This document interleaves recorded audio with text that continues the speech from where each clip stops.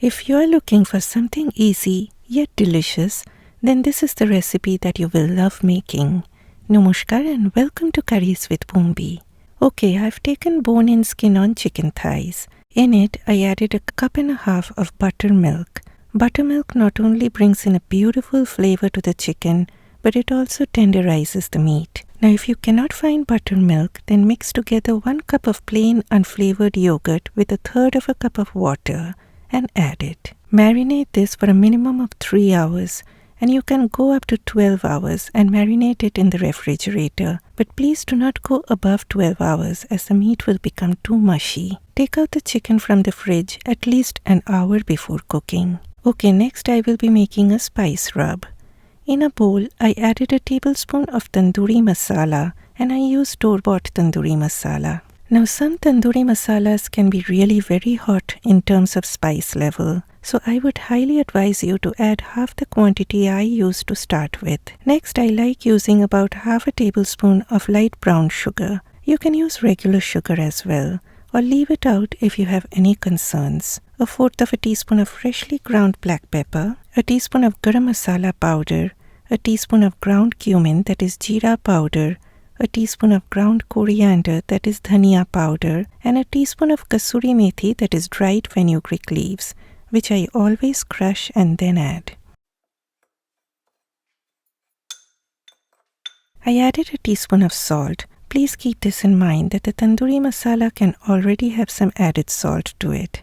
I also added a teaspoon of sweet paprika to get that color. You can also use Kashmiri red chilli powder instead. But in that case, remember, Kashmiri red chilli powder, though it is termed as mild, can still be very overwhelming for some. And our beautiful spice rub is all done. Okay, time to bake. You can bake it in a baking pan. I like using this cast iron casserole pot. Apply just a kiss of oil at the base. Then sliced onions go in. The onions in this recipe bring in so much flavor. Next, transfer only the chicken into the pot and discard the excess marinade.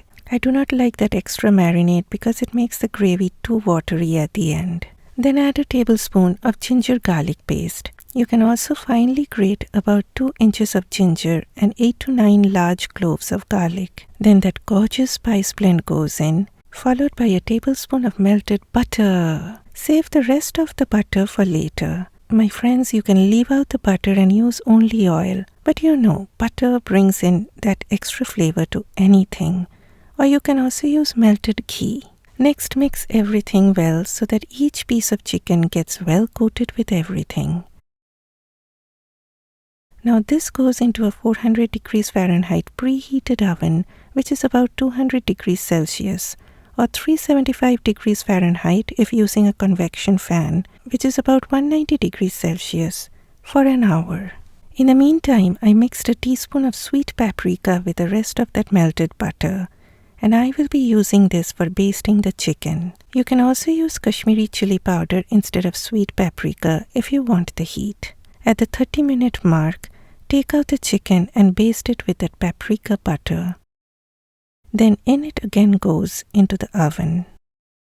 In the last 10 minutes, take out the chicken again, do a final basting with the paprika butter, add some whole chilies, and these are the chilies that I grew last year and froze them. I also like sprinkling some fresh thyme. Then again it goes into the oven for another 10 minutes.